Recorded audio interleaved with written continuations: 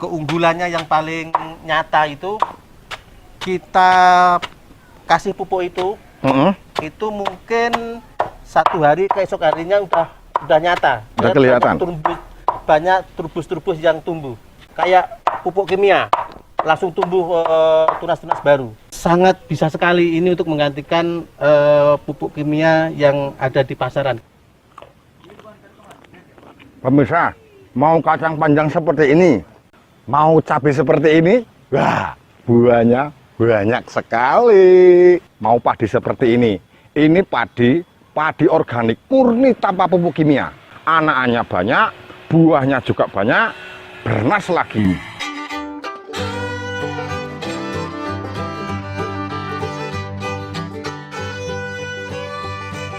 Kali ini saya ada di studio Tani Kalisuci, Semanu, Gunung Kidul, Yogyakarta.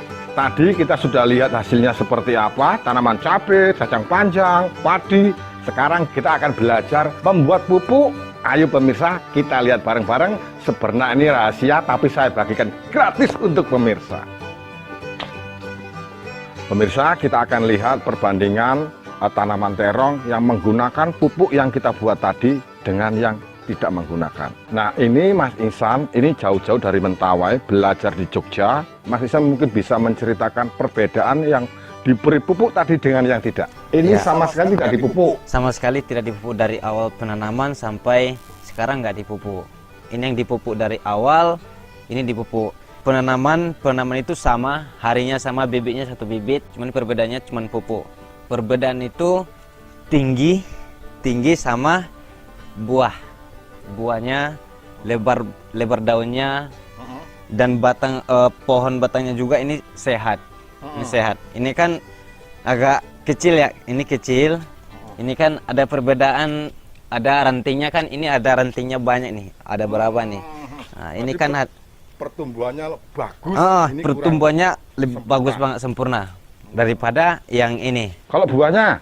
Buahnya sangat bagus sekali. Ini lebih bagus yang dipupuk daripada yang nggak dipupuk. Kalau ini sudah panen belum? Udah panen 3 kali. Ini? Belum. Berarti... Ini tanaman menggunakan pupuk yang kita buat tadi. Lebih bagus kita pakai pupuk organik daripada pupuk kimia. Penghasilannya ke organik, ini penghasilannya buahnya manis, daunnya lebar dan hijau. Hijaunya lebih tahan lama lagi. Pokoknya bagus. Ini sudah berapa kali panen? Ini udah berkali-kali. Tapi buahnya masih banyak. Masih banyak. Masih mau nambah lagi ini. Ini loh, ini udah timbul lagi calon buah. Iya. Ini salah satunya yang saya makan. Kacang panjang organik enak. Petik langsung dimakan, rasanya manis. Enak nggak? Enak banget. Besok di Mentawai nanam kayak gini ya? Insya Allah kita buat kayak gini di Mentawai. Kita hari ini mau membuat pupuk organik. Kita bersama Pak Wiono dan Mas Rizal, ini dari Mentawai langsung dia belajar pupuk di Gunung Kidul, di Semanu, di Kalisuci. Nah, Pak, ini bahan-bahan apa saja, Pak? Untuk pembuatan pupuk organik itu cukup mudah, 3 bahan saja sudah cukup. Satu ini, kalau di sini namanya kreo, Pak. Kreo.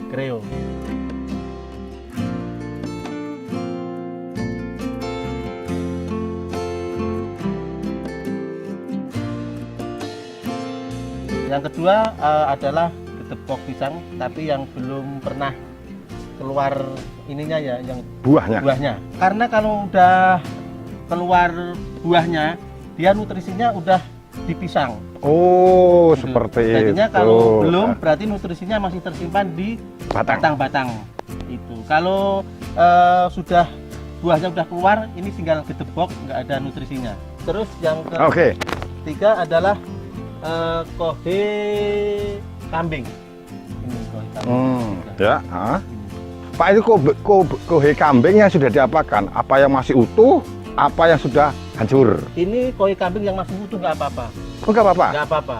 Dan ntar setelah kita fermentasi, kita bikin hasilnya kayak apa, ntar ada di sini. Oke.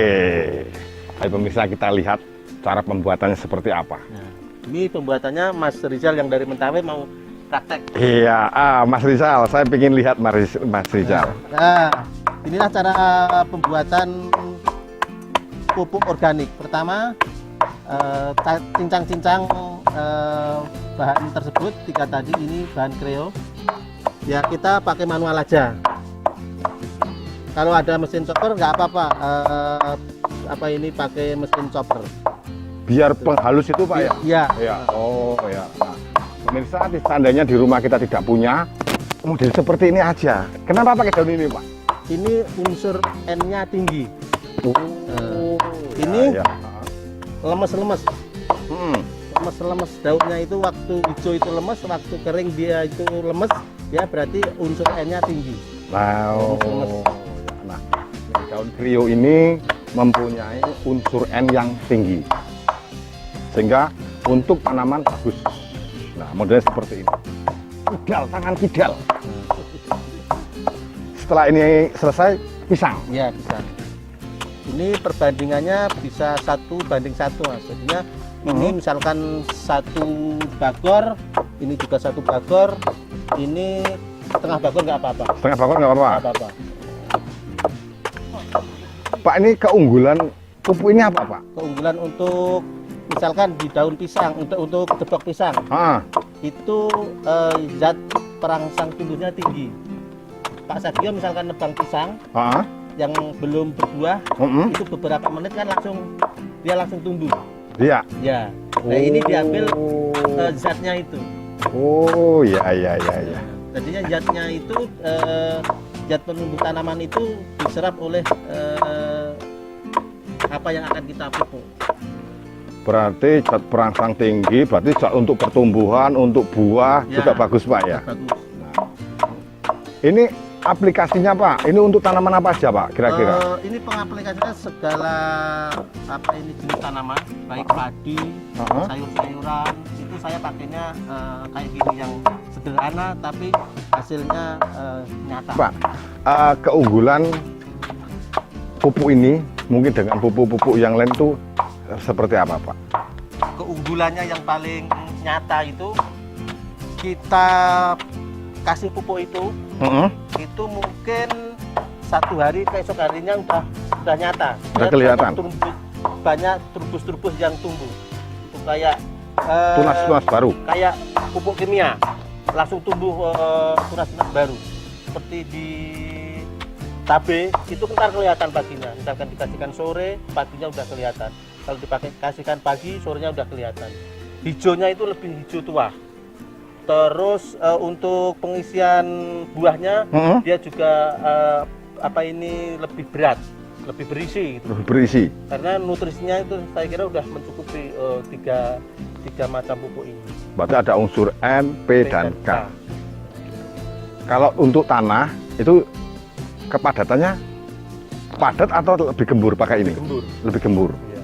Ini sudah kita cacah tadi daun kreo. Daun kreo sama gedebok pisang. Sekarang apa lagi Pak? Nah, setelah ini kita campurkan 1:1 kira-kira segini.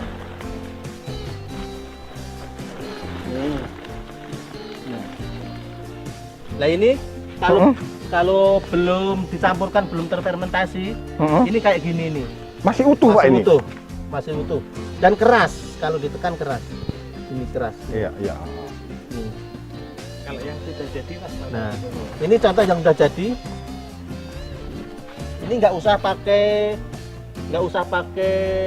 probiotik, nggak usah E4. pakai E4, nggak usah pakai tetes tebu, nggak usah. Cukup setelah kayak gitu, langsung masukkan ke karung, langsung diikat yang Ini berapa hari Pak?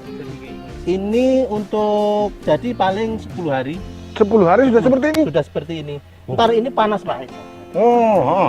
Panas ini. Tapi ini udah 1 bulanan lebih ini.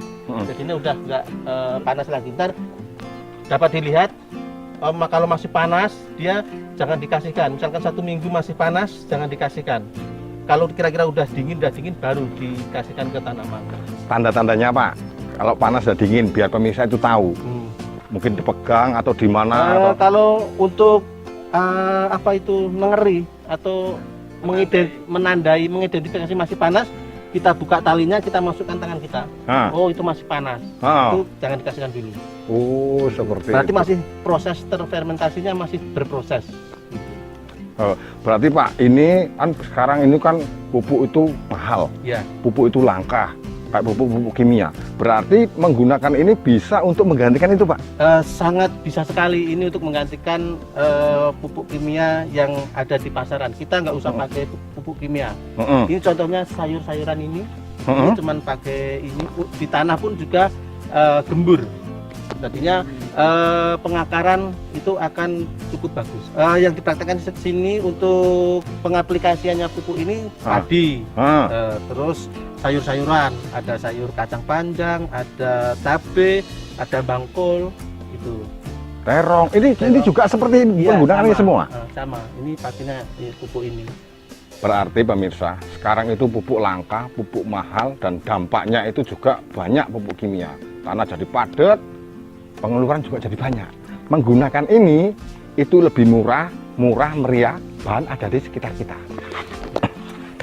Pak, ini setelah sudah dicacah, sudah dihaluskan, sudah dicampur, ini terus gimana cara kerja, Pak? Setelah ini tercampur, tadi tercampur 3 bahan tercampur, ambil karung atau bagor, masukkan.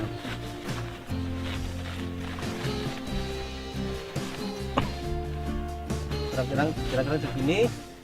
Kalau udah kayak gini, misalkan gini, kita ungkep kayak gini, terus simpan di tempat yang tidak ada sinar mataharinya. Oh, ya. Ini bisa diikat, bisa dibalikkan gini. Ini selama 10 hari. 10 hari. Semakin lama semakin bagus. Oh ya. Setelah kita buat jadi, kita akan menanam cabai atau nanam tanaman sayuran yang lainnya. Itu setelah tanam berapa hari sekali baru kita kasih ini? Untuk pengaplikasian pupuk ini bisa waktu mau nanam pupuk dasar itu dikasih. Pupuk dasar ini? Ya. Setelah umur paling enggak entar 21 hari sampai 1 bulan kita kasih lagi. Kita kasih. Oh ya. Terus berarti rutin terus, Pak? Rutin terus. Bisa dikasihkan, misalkan kita punya pupuk sendiri, dikasihkan terus 1 minggu sekali, 10 hari nggak apa-apa. Itu kalau kita punya produksi sendiri, bebas. Pupuk organik itu apalagi ini udah terfermentasi dengan bagus. Nah, ini contohnya, ini untuk yang panen untuk yang sekian kali, ini cabenya masih bagus-bagus.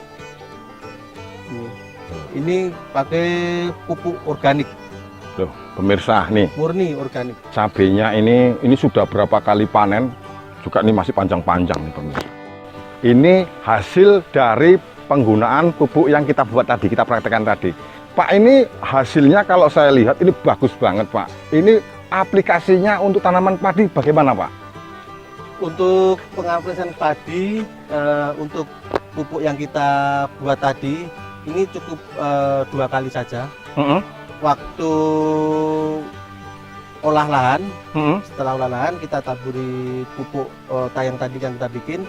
Setelah umur 35 hari baru dikasih ini. Antara 35 hari sampai 40 hari pemupukan kedua. Misalkan segini ini cuman saya kasih sekitar 1 karung kurang. 1 karung kurang? Iya. Sekarang tadi kita buat tadi? Iya. Ukurannya berapa, Pak? Ini ukurannya sekitar 10 meter kali 2,5 meter. 10 meter kali 2,5 meter cuman membutuhkan 1 karung yang kita buat tadi. Untuk padinya ini rasa kita lihat unik, ini di tengah gunung, nanti kita bahas di video yang lainnya.